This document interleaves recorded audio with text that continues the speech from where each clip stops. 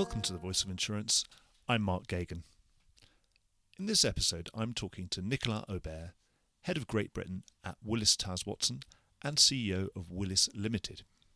Nicolas has been at Willis for 5 years, and he's had over 30 years in insurance, with over a decade at AIG, which saw him in a 3-year stint as its Managing Director for the UK. He's a former chair of the London Market Group and has also been president of the Insurance Institute of London. Now, as a Frenchman who's forged a successful career in London, in many ways he is a personal embodiment of the kind of global, multifaceted and diverse marketplace that London would like to present to the world.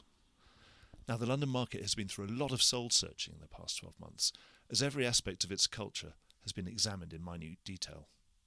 Stories of bad behaviour and discrimination have filled the mainstream media and been broadcast all around the world. And at the same time, and actually starting quite a few years before the scandal started to break, the insurance sector has embarked on a huge programme of education, self-examination and change around the subject of diversity and inclusion. Nicolas has been right at the heart of that major change for many years, and that's the topic of our discussion today. He's also currently in charge of 4,500 people, so he's pretty well qualified to have a view on this subject. Now, if you're the sort of person who would rather not engage with this topic, I would urge you not to tune out. That's because you're actually the sort of person who must listen to this the most. Frankly, insurance has an image problem, and if it doesn't sort it out, it's going to be an albatross that it carries around its neck for many years to come. If you don't get behind the changes the industry needs to make, you're actually part of the problem. So do listen on. My first question to Nicolas asks him to assess the insurance sector's culture problem. But before the podcast starts in earnest, a quick word in your ear. This podcast is free because I want it to be available to anyone in the insurance industry, anywhere in the world. I don't want it to be hidden behind a paywall because I think it should go to the widest audience possible. Now, the only way for that to happen is for you to advertise in this slot and at other key points in the podcast. So if you like what you hear and you want to do some excellent cost-effective marketing while supporting The Voice of Insurance, please contact mark@thevoiceofinsurance.com. That's MARK @thevoiceofinsurance.com. Now let's get back to the show. Why don't we get started on you telling me what's your assessment of the cultural problem in insurance in general and the London market in particular, and also is there actually a problem or not? I mean, I don't want to presuppose that there's a problem. I think you do in the way you ask the question, of course, Mark. But I think when we look at our market, in fact, you've got different elements. I don't think that there is such a problem in the insurance market as a whole when you look at the whole diversity that we have in the UK and the British insurance market. It's probably not perfect, but it's very, very different from what we see in the London market and then what we see in the Lloyd's market, which is a substract of the London market. So it's clear that we've got a different culture because this is a different market. We've got different routes than the overall insurance industry. There are some specificities. This is essentially a trading market. Probably we'll be able to talk about what it means later on. But we've got clearly something to address, and the culture is one of the things to be addressed as per other things in the London market. So is that to say, is there a problem or not a problem? Or just things that need improvement? I think it's a problem because it's more than it's required than just improvement. When you look at the essence of the situation is that for many leaders, talking about diversity, talking about inclusion, talking about non-financial misconduct is kind of a new thing. Some leaders have been walking the talk since a long time, for decades to be honest. Some are discovering the matter. And this is where the problem is that the level of awareness is incredibly different from companies to companies and, to be honest, also from leaders to leaders. So do you think it has been a problem of leadership in general? Well, I think when you look at leadership, there are plenty of ways to think about it. But my personal view of leadership is thinking about what's going to be the legacy of a leader.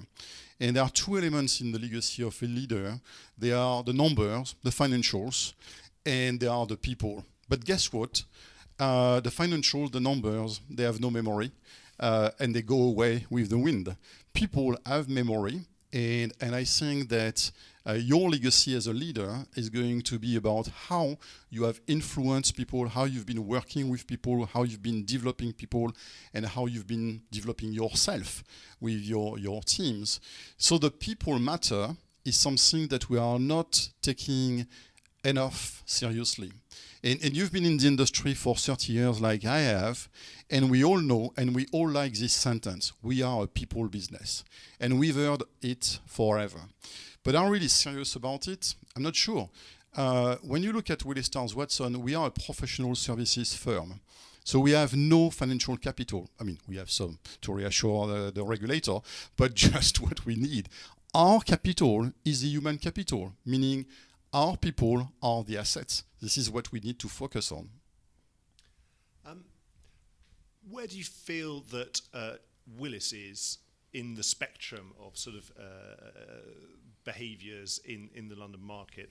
How, when you sort of you try and benchmark yourself against peers and against perhaps also against an ideal, where do you feel you are on that spectrum?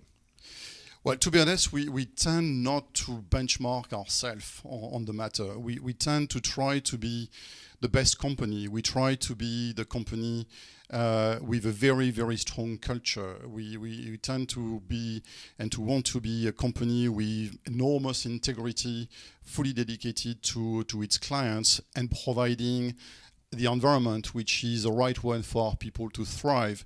So, of course, there are some situations where you look at some benchmarking or some ranking. Yeah. So, for example, Stonewall, there is a Stonewall index, and to be honest, we are quite proud that we are now part of the top 150 companies in the UK, where it's the best place to work in.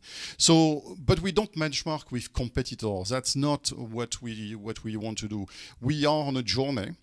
We feel, to be honest, and probably to answer your question, we feel relatively good about where we are today, but we are absolutely not complacent at all regarding the fact that we need to continue to progress.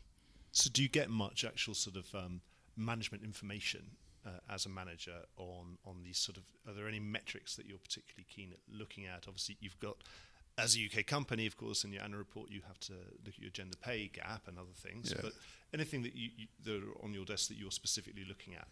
Yeah, no, that's a great question. You know that as part of our franchise, we have a human capital franchise.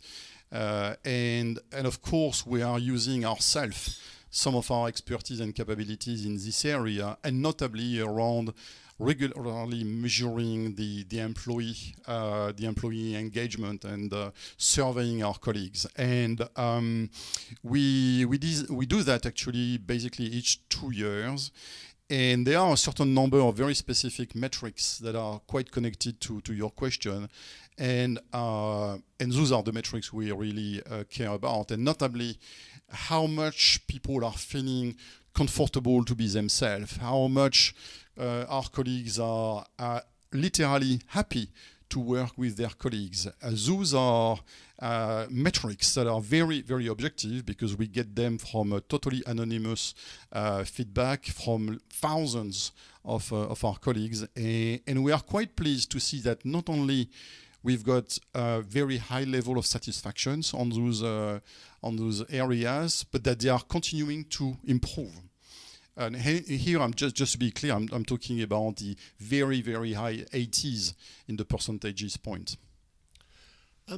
When you see things that you want to improve, how do you actually start to go about changing? If it's something where you want to see changes in behaviour, how do you go about starting to do that? And are there any things that are the easy wins that are quick, or is it just always a very long and slow process? I don't think it's specifically long, but there is not any silver bullet over there. It's about driving the culture, is about driving literally tens and tens of initiatives, and also ensuring that tens and tens of BAU processes are well managed. Let me give you a few examples. So BAU is business as usual. Business as usual, yeah, absolutely. That was not a business acronym as such, just business as usual. But so when you want to influence your culture, you've got literally plenty of opportunities to do so. Some are just part of, I would say, regular processes, the way you manage performance, the way you provide feedback, the way you manage the promotion round each and every year, the way you develop your talents, the way you create some specific initiatives connected to an inclusion strategy, the way you control the conduct of the business, etc., etc.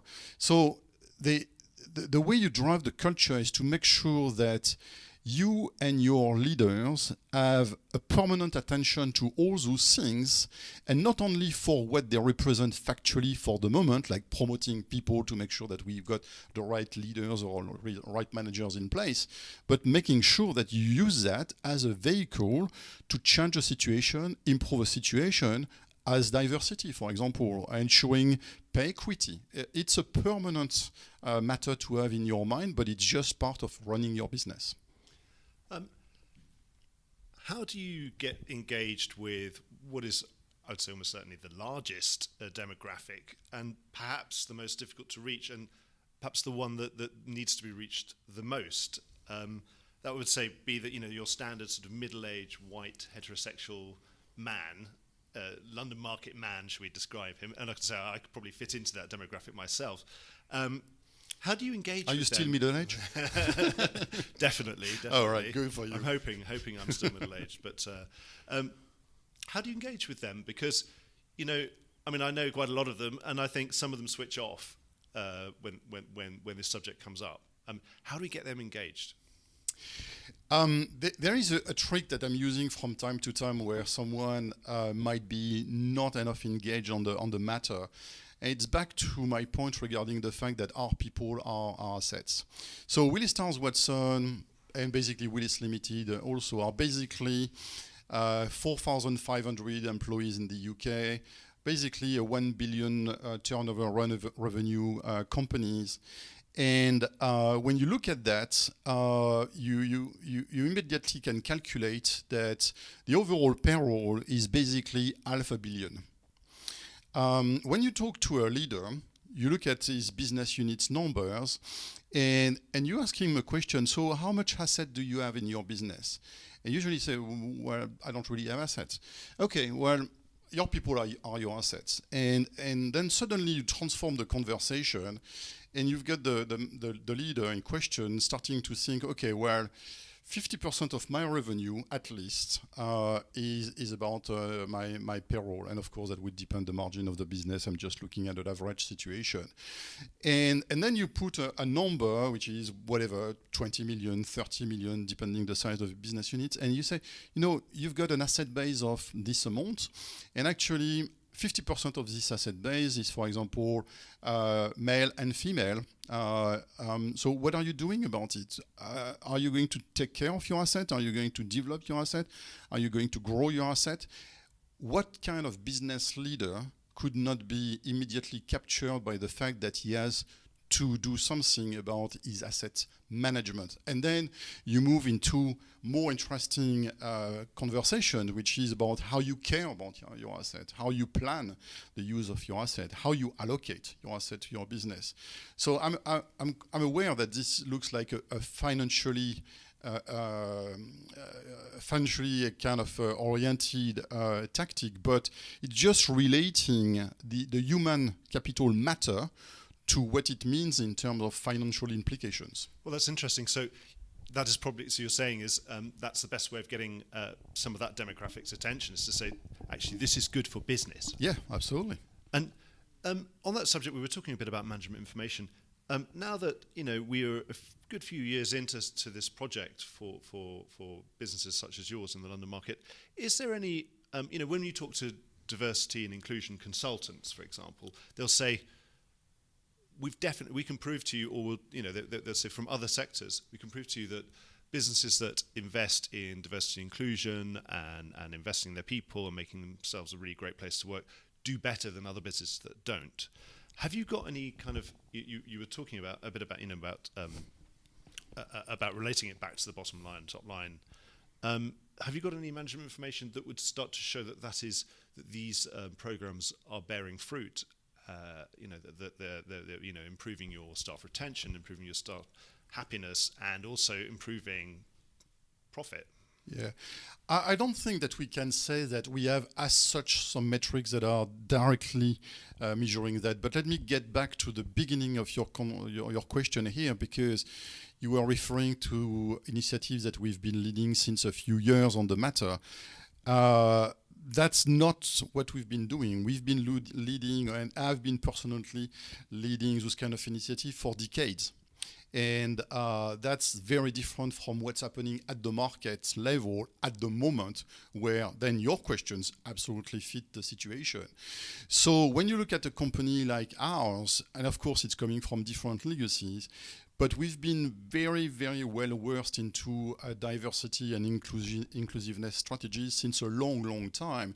So one can say that the culture that we have in Willis Towers Watson now is clearly the result of all those things that we've been driving for many years, and it can be the 10 last years, also the last 5 years, and also whatever are the three last years and what we are doing at the moment. So back to my previous point, there is no silver bullet. It's an addition of hundreds of things that we've been doing. So when you've been doing those kind of things for a long, long time, it's really difficult to know how the last initiative is going to influence. But there are some ways still where you look at the impact of some of those initiatives. So typically I was referring to the fact that some of our metrics in our employee engagement survey have continued to improve despite they were already quite high. And we can connect that to some initiatives that we've been launching.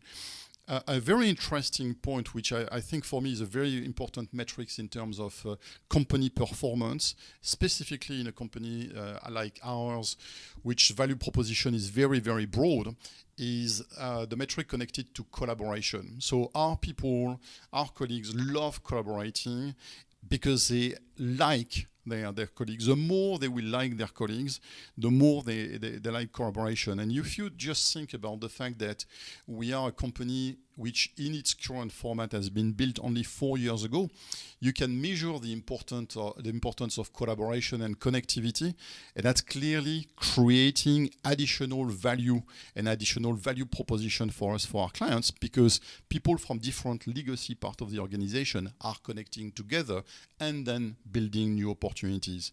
So there is no direct metric, but you clearly see that some of what you've been doing in terms of driving the culture is generating a benefit to your business performance. Well, can you see things like retention rates or return to work after maternity, that kind of thing? Are there any of those things that you can see? The retention is very high for Willis Towers Watson. I won't give numbers, they are not public, but they are very high. And to be honest, they are where we would like them to be if we were not there. And we've not seen them changing. Actually, we've not seen them deteriorating in some times of change, and we've not seen them then moving backwards in the other direction afterwards. So quite strong retention, but the retention, I think that's the important point for your question, is that the quality of the retention is absolutely connected to the quality of the culture. Because the culture is there to retain people and also to attract, and we may want to talk about that attraction at one point. Right, okay. Again, now talking about changing behaviours, and there's another constituency of people, again, who think that they're just really nice people, and you'd say that they definitely are nice people, but they're not necessarily aware that some of the behaviours that they're exhibiting are, these other things are unconscious biases and that kind of stuff. And how do you get to sort of engage with those people to let them know that actually we know they're really nice, really well-meaning people, but actually sometimes they need to think more carefully about what they're doing? It's funny the way you ask the question, Mark, because it's not about those people. All of us have unconscious bias. all of us are coming to the table, to the party, with our worldview. And all of us can make a mistake in a simple sentence, in a simple behavior, which is going to create unintentional consequences. So what we know, to be fair to your question, is that there are some people that are probably closer to create some problems because of some of their behaviors or some of their attitude, etc. And I think this is about making them aware about how what they say can influence others, how what they do can be perceived by others. And this concept of awareness is very important for us. So we've been developing since many years some unconscious bias training for all leaders, for all managers across many levels of the organization, because the key thing is to really understand that what is obvious for you might be very different from the other, and it's impacting literally everybody. Right. What about, we've got the Ten Commandments in religion. Do you need something prescriptive sometimes, or is that really not the way to go? Should it be really clear that you say that this is acceptable, this is unacceptable, or does it not really work like that? Or do you think some things are obviously unacceptable? Or do you think, is it worth actually writing it all down and putting it on everyone's desk and saying, hey, here are the 10 commandments of Willis of how you behave? No, that's not our way. Our way is to make people aware that respecting others and behaving in society is a complex matter, and that people need to reflect and think about how they communicate and how they behave. So back to the awareness, this is really about making sure that we train people so that they have the minimum awareness about those matters, and then we create situations, and that's notably connected to our recent initiative, Respect at Work. We create situations where leaders, managers, colleagues at different levels are talking about a matter together just to share views and identify very rapidly then that different people are thinking differently about those things. And then you can really identify then areas where everybody typically would agree that something is not acceptable, and areas which are more gray, to be honest, where some would feel very comfortable about something and some others.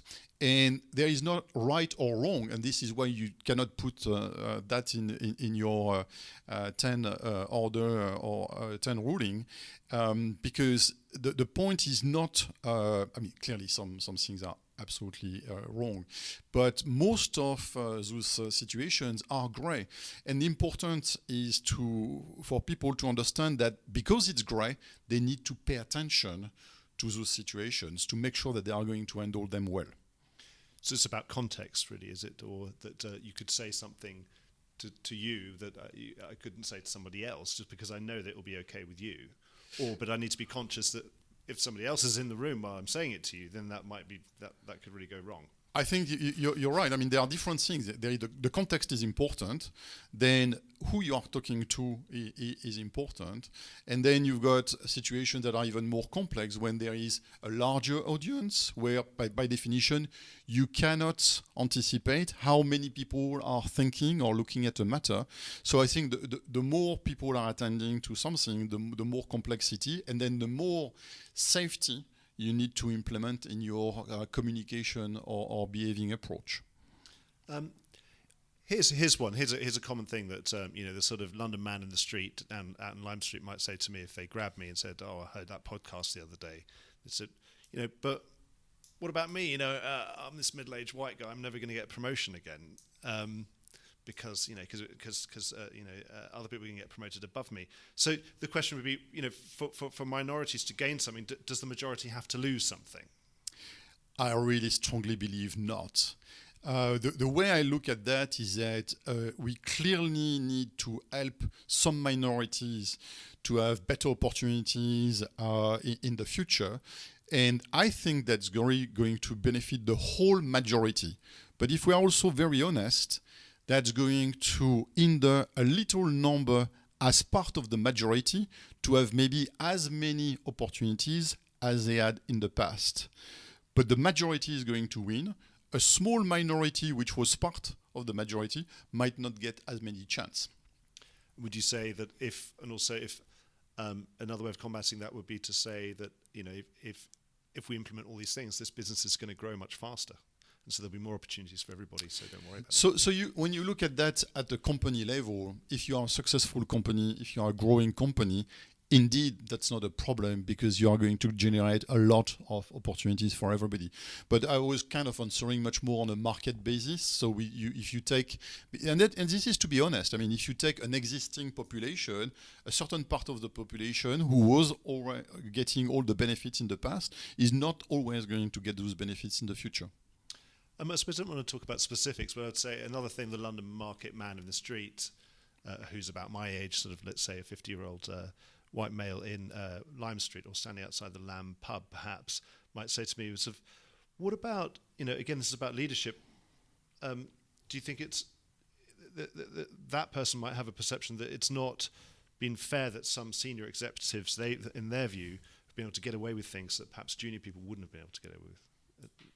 Is there anything if you've got anything to say about that? To be honest, I'm not sure I can really comment about that, but I think that lots of people, whether junior or senior, have been able to get along with things that they should not have. And I don't think there was more protection for senior executives than junior people in the past. I think the key thing is to make sure that from now on, in any case, everybody is equal in front of those matters, and that consequence management would be applied to anybody who is not having the right behavior. Okay, recently, the FCA, one of our conduct regulator in the UK, raised concerns about the London market culture. Was it right to do that, or do you think it's a bit behind the times because this all blew up quite a long time ago? Yeah, you know, I've been, I'm still deeply involved with the London Market Group, and it's been now 5 years, and the London Market Group has identified that there were a certain number of things to improve on the market, and part of it was better managing the human capital and taking care of those matters. So, yes, recently the FCA has dramatically increased its focus on non-financial misconduct, but we have not waited for the FCA to work on those matters as a market or as a company. So you've already had things like the senior managers regime anyway, right? Yeah, absolutely. But I think, to be honest, I think the focus on the non-financial misconduct is also helping the market to be focused on a certain number of issues that are specifically part of the conduct. So to your point, to your question, I mean, I think that we need to be careful because the London market has become quite honest about itself from typically the first London market matter. Sorry, this one is difficult for me to pronounce, but London Matters. The London Matters. You're right. The first London Matters. So a certain number of issues were identified, but we need to be really careful about something in this market. Is that because now we are more honest about our issues and challenges, and because we are really very proactively working on them, it's not because we have some issues that the whole situation is negative. And this is where maybe we need to pay attention, and we need also to help the FCA to find the right balance here. Is that, yes, we've got some improvements to make in the market, in this area like in others, but let's not depict the London market as a chaotic marketplace where we would have harassment all over the place, we would have bullying on a permanent basis, etc. That's not the case. This is a brilliant market with brilliant people. By far, most of the people are absolutely splendid people, absolutely rightly behaving. So it's very important that we pay attention to the balance here. So the regulators really just doing their job, just making sure that you know that it definitely happens, and they're just, is that the way you read it? They're just throwing their voice, and obviously they have a huge amount of weight. I think the regulator is well aware that when you talk about a market, you talk about a lot of people and you talk about a lot of corporates. And the regulator is very smart. They are very well aware that some corporates are acting at the right level, that some leaders are acting at the right level, but that's not the case all over the place. So I think the regulator is signaling to everybody to pay attention so that everybody is taking the necessary and reasonable steps on the topic. I just wanted to ask about your own personal experience of working in the London market. Have you ever felt that you were unwelcome or discriminated against? What's your own experience been? It's been fantastic, Mark. I've been operating the London market for 10 years. I mean, literally 10 years, almost month by month here. And I must say that I'm incredibly thankful to the market and its participants, because I've been really very warmly welcomed since the beginning. I've been invited to join some professional bodies. As you probably know, I've even been asked to chair the London Market Group for 2 years. I'm the last former president of the Insurance Institute of London. So if I would not say that I've been warmly welcomed, that would be crazy. So no, fantastic. But having said that, let me just tell you a funny thing. There's some ways to use some adjectives in the normal language, which sometimes creates some funny situations. So the first time I joined a board in London, I do what you do as a Frenchman, is that you shake hands with everybody. And someone said, "Oh, that's very French." And in this person's mind, that was not exactly a compliment, which was that's kind of a waste of time. Why is this guy going around the table, etc.? But it was fun. So back to the context, that was a very nice one, to be honest. Weren't you given 3 kisses, Nicolas? Yeah, but I won't do that with you, because you've got a beard, Mark. Good. So and actually, in Paris, it's only 2 kisses. Only 2. It's very confused. That's the thing. Very confusing. How you confuse an Englishman. It's like, how many kisses? Yeah, but that's also diversity. Depending the region you come from, you've got a different number of kissing. Right. I think you mentioned before about your Respect at Work agenda, which is one of the reasons why I came in to talk to you, actually, because. So can you tell us a bit more about, obviously you've been doing diversity and inclusion policies and executing things here for a really long time, but now you've got a new initiative. Tell us a bit more about that. Yeah, so Respect at Work is one of many initiatives that we are running here, and this one is new. So it's really focusing on 3 different elements, and everything is made to be in addition to other processes that we have in the company. So one is, I think it's back to something that we were talking about earlier. One is about training leaders and managers about the fact that there is a lot of gray in the way people are reacting to situations. It's about creating situations where we can openly discuss in small workshops, like kind of 15 people groups. We can discuss together about certain situations and check what we mean, what we think, how do we react, because it's part of developing the awareness on very, very specific points. So that's kind of the workshop we are running. Then we created a network of people that we call the guardians of the Respect at Work. Some would call them champions, but we like the word guardian, which is saying what it is. It's about caring, it's about protecting our colleagues. And the guardians are selected as people that are very good networkers, who have personal credibility in the organization, that are known as people you can easily interact with, quite open, etc. And the idea is for those people to help individuals who would have faced a tricky situation, a challenging situation, and we would like to have some guidance, some support, someone to discuss with, to look at how addressing the matter if they feel they are not able to do it by themselves. So this is in addition to the other processes that we have, such as, for example, the outline that we have for any whistleblowing situation, for example, or the normal reporting through management or through HR or through legal. So this is in addition to. And then finally, the last kind of tool that we have developed is kind of a guidebook to help managers kind of open a conversation around respect matters. And all those things have just been put together in place to help the securing the workplace, because we are not naive. In some situations, a formal process can be frightening. In some situations, can be difficult for someone to get to his manager to talk about a matter, even notably if the manager himself is part of the problem. So creating this initiative of respect at work is about creating another route for communication in the company. So, and respect, you really mean about the way that people treat each other at work? Exactly. Employees. And it's about colleagues, it's employees. about clients, it's about trading partners, it's about providers.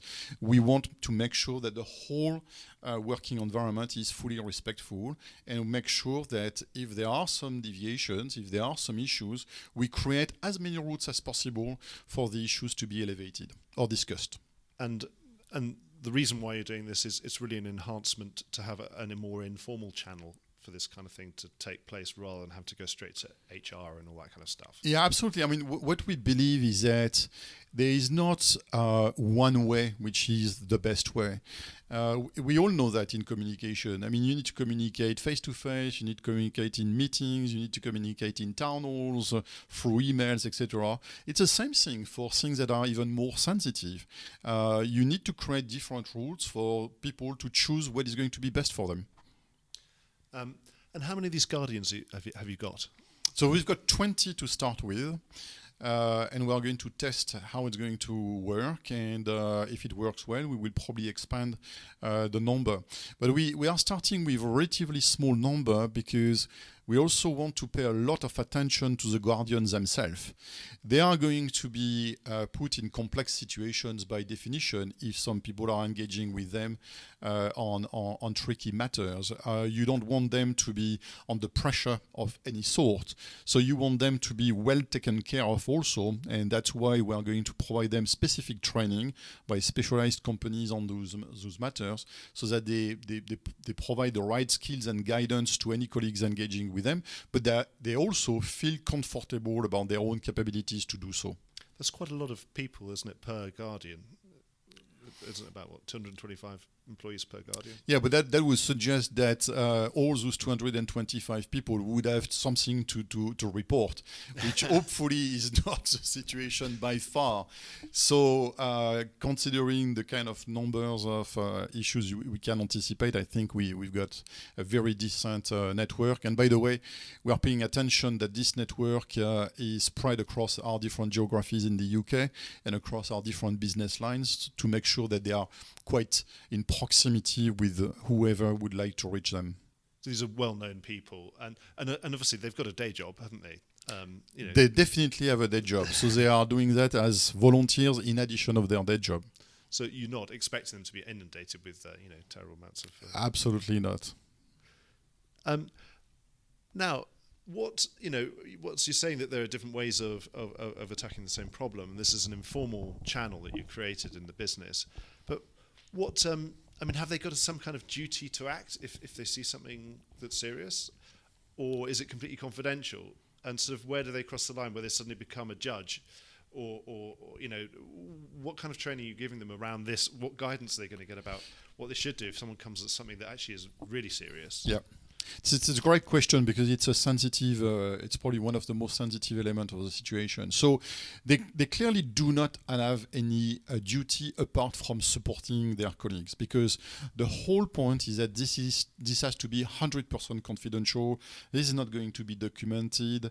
This is really between any individual we want to have a discussion with them and them. So their role is not to report, but their role is to help the individual to tackle a situation, hopefully by himself, or to get the usage of, I would say, the more formal processes that are in place, but after being assisted by the guardian. Because sometimes, you can imagine that immediately engaging, if you see something wrong with the whistleblowing, you're not even exactly sure how it's going to work. So the guardian typically can provide some guidance, some help on how to engage. Before we sort of come to the end of our discussion, I'd like to ask you sort of where you think how London as a market as a whole has reacted to what was a kind of a shock, perhaps for many, of some of the revelations in the Bloomberg article that came out last year, and now the revelations that have come out of that serious reaction to that with the culture survey. How do you think that the market has reacted? Has it reacted well? Is it really going to grasp this problem? And are you confident that if we'd be sitting here in 5 years' time, we'd say, of course, these initiatives are a permanent feature of what we're doing, but do you think that maybe whatever the problem was is going to be in the past by then? Yes, so from what I see directly from my own eyes, I mean, it's quite clear that the leaders of this market are really taking action or increasing their own awareness about the situation, or increasing their awareness about kind of tools and processes that can be helpful on that. But once again, I think we always need to restore balance on any challenge. There is a problem, but it's not an enormous problem. This is a problem that can be tackled if people have and lead the right initiative and ensure that problems are talked about, problems are reported, and people are supported to speak up. So I think that the market has had a good reaction overall, but once again, the market is not one. You've got different places in the market where issues might be more relevant than in others. Great. Well, thanks very much for your time today. Is there anything that you'd like to add that we haven't discussed yet? I think we've had a wide-ranging discussion, but is there anything that you'd like to add? If not, it doesn't matter. I don't think so. I think it's been quite an interesting conversation. Thank you very much, Mark, for that. Well, thank you very much for your time. See you soon. Thank you. Voice of Insurance is produced by me, Mark Gagan. Music was written by Anna Gagan and produced by Carlos Gagan.